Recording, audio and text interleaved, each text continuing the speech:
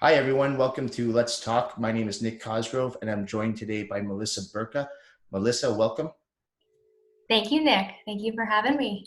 Melissa is a personal trainer and yoga, I'm going to say yoga expert here. And that's one of the reasons why I wanted to get her on the show today, because I know absolutely nothing about yoga, and Melissa knows everything about yoga, well, almost everything. So, Melissa, before we start, why don't we tell everyone who you are and what you do for a living? Absolutely. My name is Melissa Byrka. Currently, I'm in Calgary, Alberta, and I'm a personal trainer, mainly. I also do teach yoga, um, but I've been in this industry for 10 years now, and my main job has always been personal trainer. So that's kind of where I'm at right now. Okay. What Past few made, years, I've been more of a mobile trainer, though.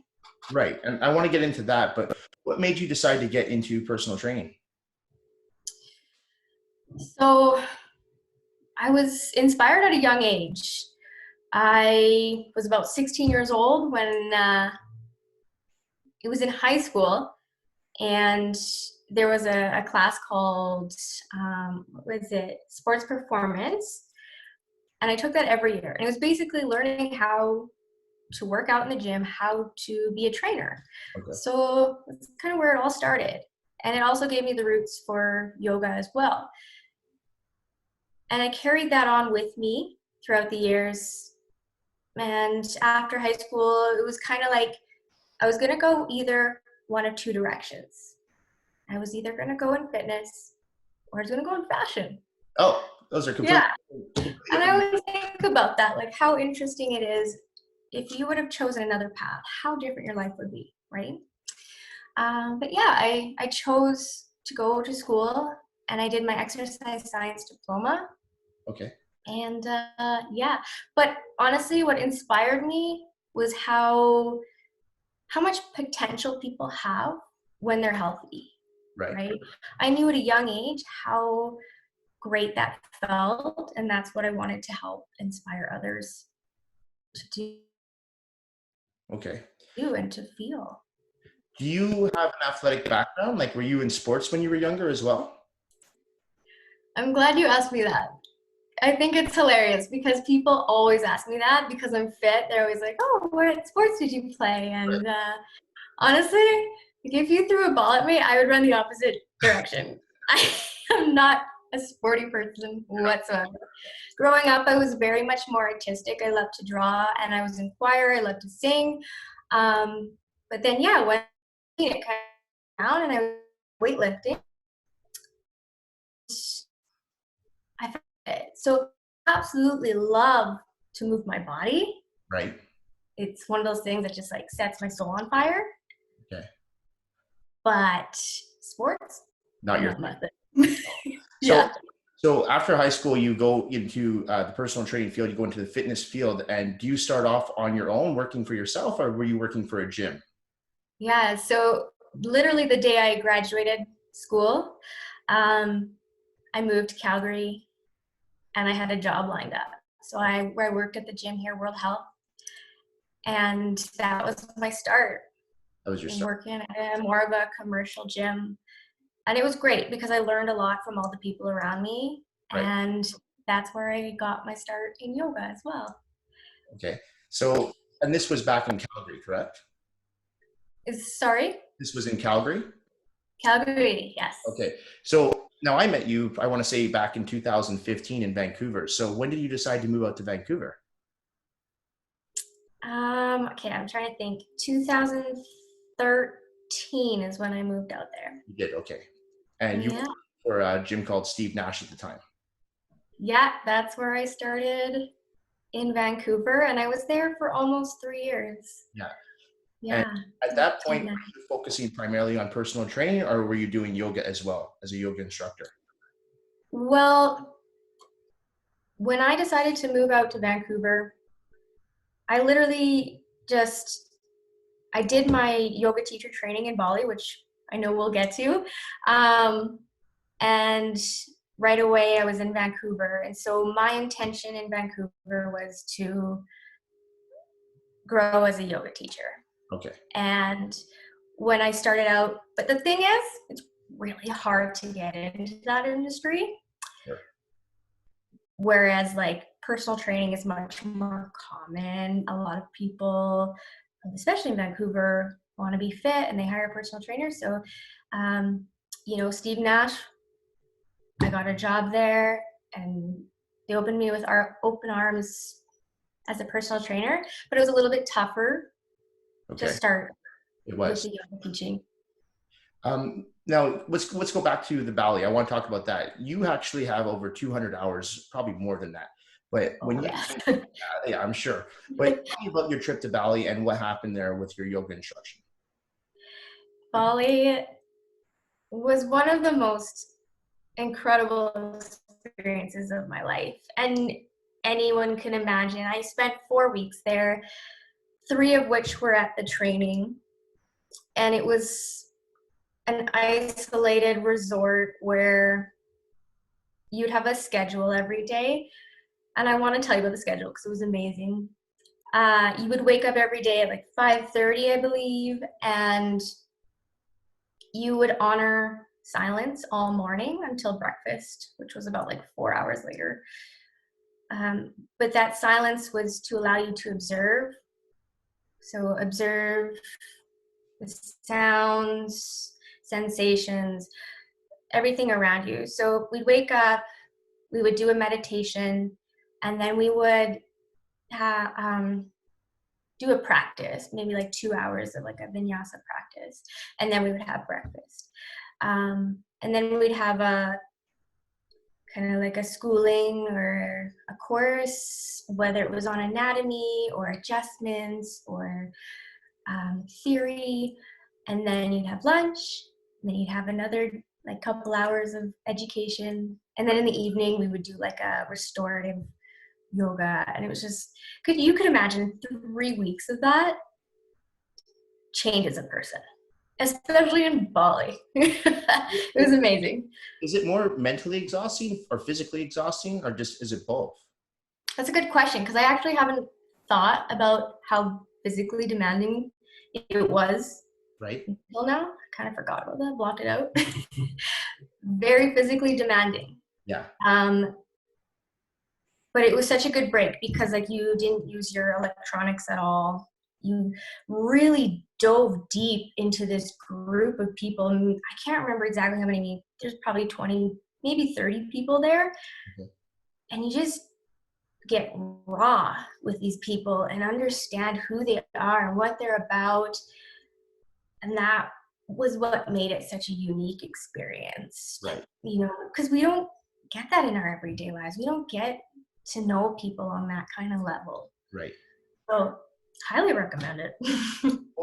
Okay, so and you had mentioned to me off camera it was about 200 hours, is that right? Of like just intense, like 3 weeks on training. So when you come out of that, what kind of certification do you leave with? So it's called like a YTT, a yoga teacher training, 200-hour course. And that's just level 1. From there, you can do another 300 hours, which would bring you into the 500. Okay.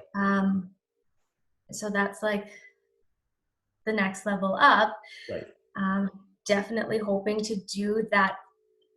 You know, I've been wanting to for a while, and then life throws you new adventures, like having a baby. That's another thing too. So, you have a young baby now.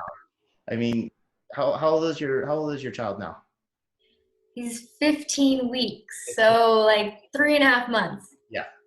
So it's going to be a little bit more challenging to maybe go back to Bali and do that right now.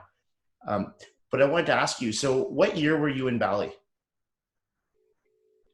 2013. Okay. Yeah. So you've come back and now you were in Vancouver at that point. You were doing personal training and you were doing some yoga instruction on the side. You were here, I believe, for about 3 or 4 years and you decided to move back to Calgary. Is that correct? Yeah. It was quite an adventure. Right. Man, I love Vancouver. And I took some time off in there too. I think I took like 7 months off to go and travel Southeast Asia. Came back to Vancouver and then just decided, you know, I got to a point where I realized I miss my friends and family so much. Right. So I came back, and my life changed drastically because I went from, working in a commercial gym, and just living like a little bit more freer and, not having a car, those kinds of things, just a completely different lifestyle in Vancouver. Right. Coming back to Calgary, and yeah, I started a business, a mobile business, and then I found my love and had a baby. So Calgary's been good to me. Let's talk about your company, because you started a company when you got back to Calgary. Now, what's the name of your company? So Byrka Yoga and Fitness. Okay. Very straightforward. When I moved back to Calgary, I knew exactly what I wanted, even if that meant I wouldn't pick up a side job to pay the bills. I gave all my time and energy to make this work. And within a month, I think I was full with clients. So it really goes to show that if you have a passion, just give it all you got. Wow. Make the sacrifice. And it really paid off. I mean, that's great, but most people don't I remember when I first started my business, my roster wasn't full for probably until about at least a year going in. So within 4 weeks, you picked up quite a roster of clients. How did you do that? I think what I offer, being mobile, once people understand what it is, they love it. Right? You have someone coming right to you, so it makes it so easy. Okay. You can't give me any BS excuse. I'm coming right to your door. So I make fitness very convenient for people. So with the mobile fitness, are you doing primarily yoga, or are you also offering fitness training as well?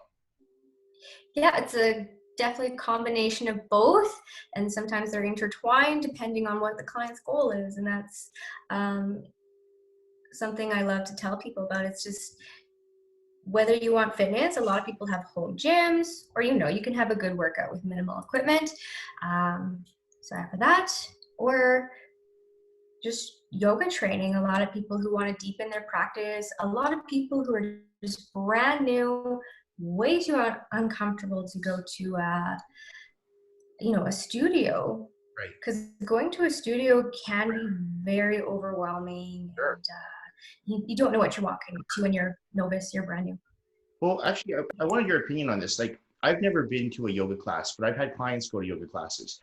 And the one thing that they complain about to me is they don't get enough of that attention. Now, obviously, you're not getting that private training, so you don't expect to get private one-on-one instruction, but there's usually one instructor and maybe 40 people. And you look around the room and 90% of the people are doing it wrong. What's your opinion on large yoga classes?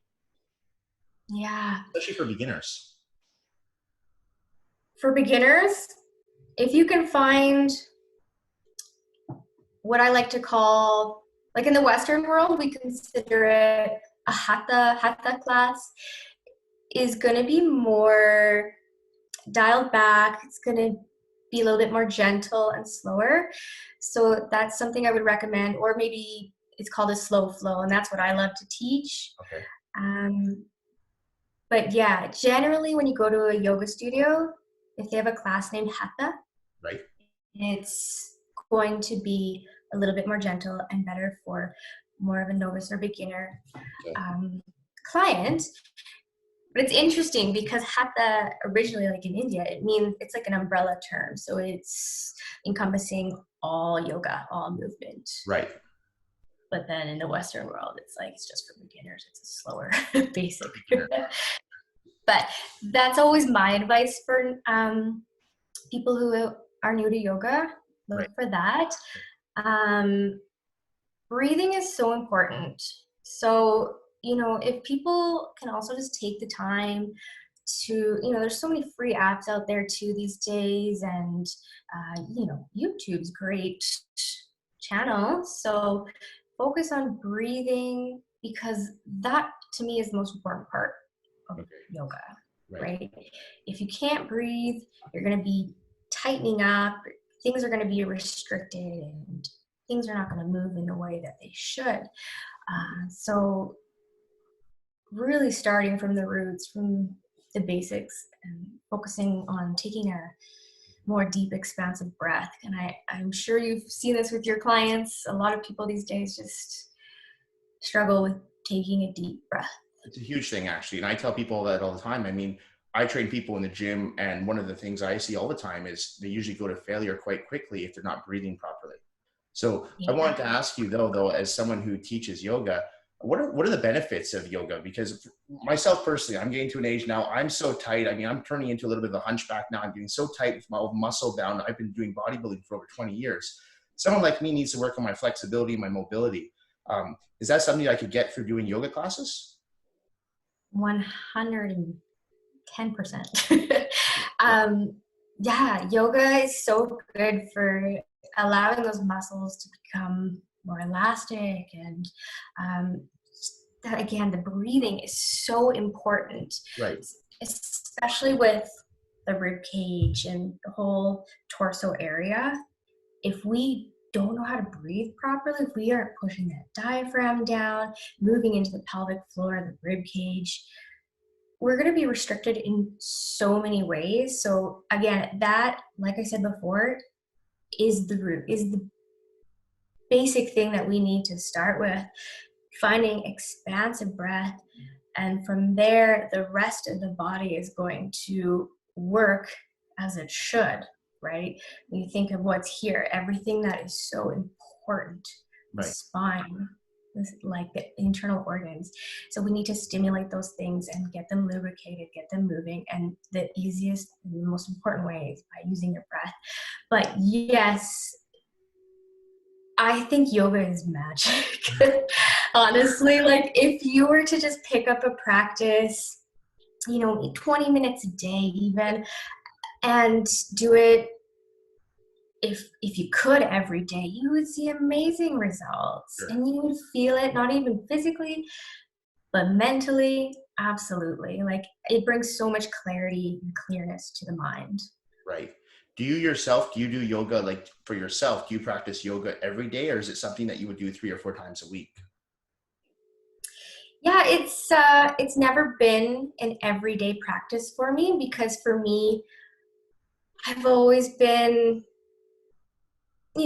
a lover of weightlifting Right. and yoga. So I believe if you do this one thing every day, you can have too much of a good thing. So I like to balance it out. And, sometimes I get 3 days in a week, and that's awesome. Sometimes it's only one, and that's awesome, because it's still always a consistent practice within me, Sure. even if it's once a week, right? It's all there. Yeah. Well, there's so much more to it than just stretching, because I have a lot of people, and I can see them, like I train a lot of guys, for example, and they're doing a bench press, let's say, and every time they do the bench press, their head pops off the bench. That tells me Mm, their traps are tight. And they say, well, maybe I should yeah, do yoga. They just associate yoga with stretching only, but there's so much more to it. Is that right?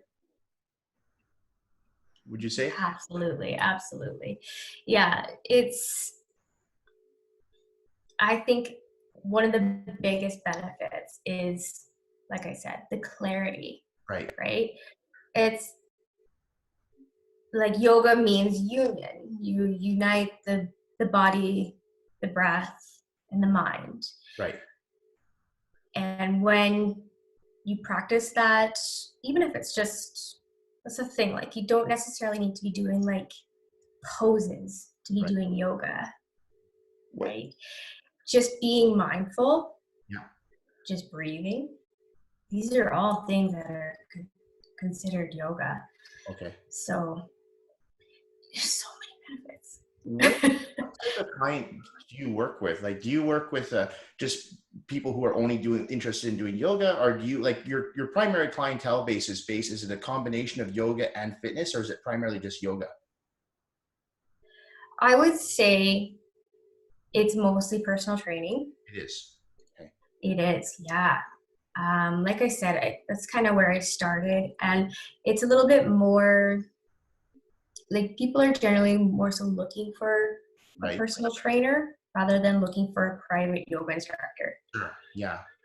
Yeah. Personal You training. just don't get it too often. Right. So I would say it's like 60 training, 40 yoga, somewhere in there. Right. And I have always gravitated towards women. That's kind of just my niche clientele. I do work with men. It's just, I would say 90% of my clientele is the female base. Yeah. I always say like, women are tougher. Men complain more. You know what? I agree with that. So true. I have to agree with it. I've always said that we have a higher threshold for pain. And I say it to my guys all the time. I'm like, I'll train a guy and then I'll train his wife. I'll say, your wife is putting this same work in and she's not resting and she's not bitching or complaining. So I do agree. I think women do have a higher threshold for pain. And it's so funny. I say that all the time. Yeah. So because you're doing mobile training though, how has COVID-19 affected your business? I mean, you can't go to people's houses now. Well, it's funny because, everybody's all upset about this. And like, I have been so ready because I've been doing this since December. Yeah. Basically December. I was 9 months pregnant and I haven't really left the house much. Right. So my business did slow down December so that I could have my baby. And with every fitness professional out there, we are just adjusting what we got to do. Right. So now I'm going to start introducing some online classes. Okay. I've been creating workout programs through an app, so I'll be releasing that soon as well. But I am going to be catering a little bit more to, again, that female population and doing a little bit more mommy and baby stuff so that I can hang out with my little one as well. Would you consider, or are you considering doing like a pre and postnatal class as well? Through Zoom, like the video? Yeah, I would have to. Yeah. Right now, I would imagine. One thing I noticed, I was looking at your Instagram, and I know you said now your son is 15 weeks. Is that correct? 15 weeks, yeah. 15 weeks. And what's his name? Hunter. So yeah. I noticed, I saw one of your photos, and it looks like, it honestly looks, and I see this all the time to a lot of clients who I see who are trainers too, especially when they have a baby, and then they seem like they get their body back right away. You don't even look like you put on any weight during your pregnancy. I mean, I saw the photo. So how did you manage to stay in shape during your pregnancy and now stay in shape after your pregnancy? Yeah. Wow. That's a great question because I think it's so important for women to know this, but it helped that I was in one of the most, I was at a peak in my fitness when I got pregnant. I was very strong. I had a very strong core. And that's what I would say to every woman who is trying right now. Make sure you have a strong core. Okay. Right? And because as you get pregnant, you won't be able to work it. Right. There's certain movements that you just can't do as the pregnancy goes on, and you're going to lose it. Right. Or it's, not lose it, but it's going to decrease. Okay. And so that's the number one thing. My Siri is talking to me. Sorry. That's random. So core is number one. Yeah. And then consistency. Consistency is so important. I've had a lot of clients who they said they got sick in the beginning and then they just stopped working out altogether. Yeah. And I'm just, you got to go for a walk. You got to do something, right? Because it makes it so much harder in the end and postpartum. Sure. I was so lucky to have an excellent labor and delivery, and I truly believe it was because of my fitness. Your fitness levels. I took care of myself. I exercised every day. I didn't exercise hard, but I did it every day. I did something. I have a calendar behind me, and I would always write down I did a little bit of yoga today, or, just to look at it and be like, okay, I did move, and just keep track of what I was doing. Right.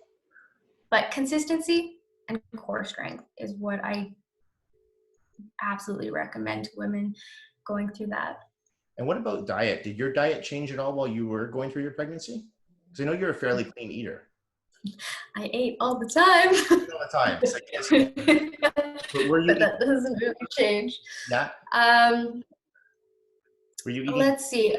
Obviously you get cravings. I used to be a vegetarian. I was a vegetarian for 3 years. Right. And when I was pregnant, I was a carnivore. Really?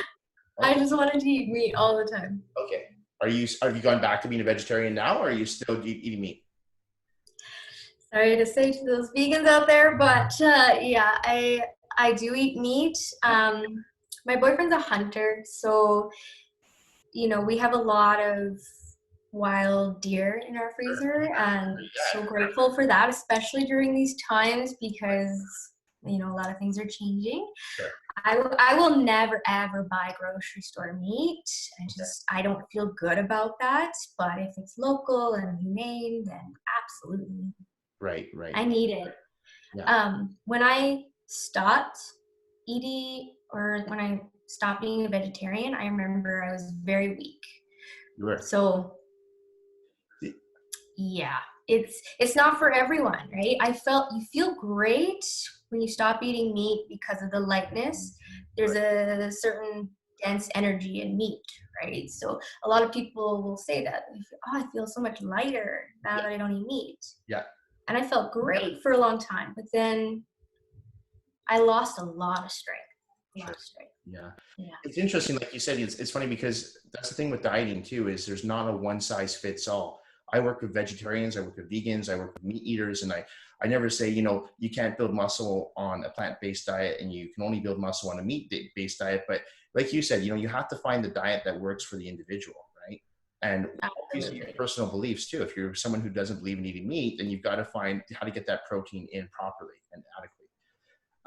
I wanted to ask you, though, go back to yoga for a second. What do you find the most challenging part, though? Like you said, it's difficult sometimes to get clients that are just interested in hiring a private yoga instructor. Why do you think that is? Is it just the stigma that people don't hire private yoga instructors? Do you think that's going to change with time? Like, where do you see that going in that direction? Yeah, I just don't think people know about it, honestly. Yeah. Even mobile training, a lot of the time when I tell people about it, that's a thing. Yeah.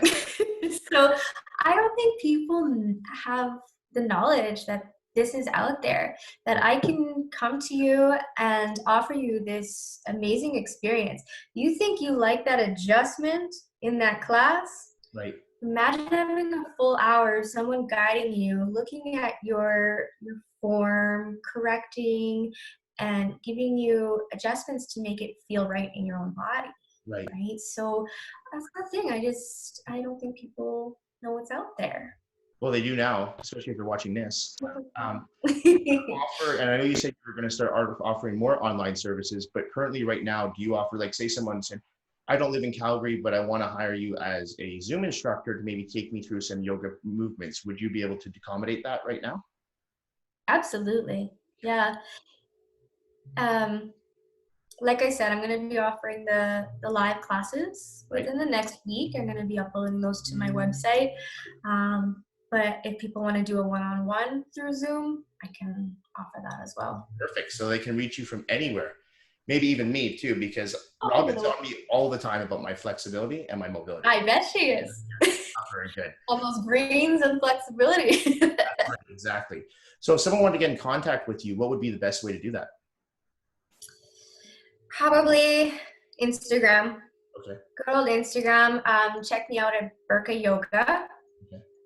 My last name is spelled Byrka Yoga. I also have my website, which is byrkafitness.com. Okay. And yeah, you can find all my information on there. So reach out to me. I'll put a link to all your contact information in the description of this video below so people can reach out to you. And I actually strongly suggest that you do reach out to Melissa, because I've got people contacting me asking me if I know any yoga instructors, and I'm sending them your way. Because as you can tell, I don't teach yoga. That's not my thing. So, but I do have a lot of people who are always asking me, hey, do you know anybody? And this is so cool because you actually offered private sessions, which I don't think, like you said, is very common in yoga, because it's always, I got to go join this class or that class. And someone like me, I would actually be quite intimidated joining a class, even if it's hatha yoga, because I don't know what the hell I'm doing. I would just feel like an idiot. So yeah, even just getting that base, like 1 to 3 classes, that will give you so much education on what you're walking into and how to prevent injuries. Big time. That's great. So Yeah. contact Melissa if you need help with yoga and you want to learn how to do it properly, because obviously she's the expert. I want to thank you so much for taking time with me this afternoon, talk about yoga, tell me about your company. And I'm hoping, you have any plans to come back to Vancouver in the summer at all? You know what's ironic? I was supposed to be in Vancouver today. You were? I was. I was gonna go see Joe Rogan Oh, tomorrow, yeah. and that's obviously not gonna happen. So that's all right. Hopefully in the future. You know, it all depends on the state of this virus, but I would love to bring my little boy and show him Vancouver. Yeah, It's so definitely. beautiful. We want to meet. Yes. 100%. Melissa, thank you so much for spending time with me this weekend. Thank you for having me. I'll Really again sometime, because I'm sure I'd like to bring you back on again at some point. And you know, I've been telling people we want to have this iron debate, but I've got a few people who want to have a yoga debate. And there's like, what's the best type of yoga? And I think you'd be a really good addition to that, just to get well, get me in there. That'd be interesting. awesome. Melissa, Okay. thank you so much. Enjoy the Yeah, rest of the thank you, weekend Nick. and have fun with Hunter. Yes, thank Thanks, you. Melissa. Bye. Have a great weekend. Bye. Thank you so much.